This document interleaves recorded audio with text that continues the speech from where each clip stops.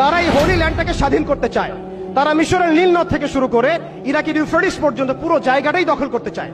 আপনারা যদি মনে করেন গাজা দখল করার পর তাদের এই হামলা থেমে যাবে, আপনি ভুল করছেন। তারা ততক্ষণ পর্যন্ত ক্ষান্ত হবে না যতক্ষণ পর্যন্ত তারা হোলি ল্যান্ডটা দখল না করছে।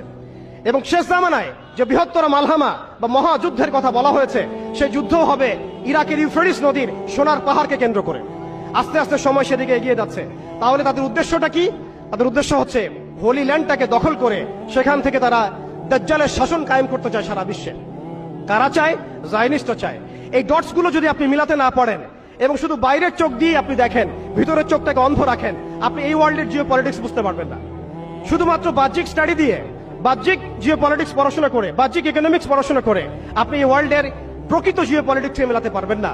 অর্থাৎ সামনে আসছে দাজ্জালের শাসন, যেটা নবী সাল্লাল্লাহু আলাইহি ওয়াসাল্লাম ইরশাদ করেছেন যে মসিহুদ দাজ্জাল এই ইহুদিদেরকে নিয়েই এই বিশ্বকে শাসন করবে।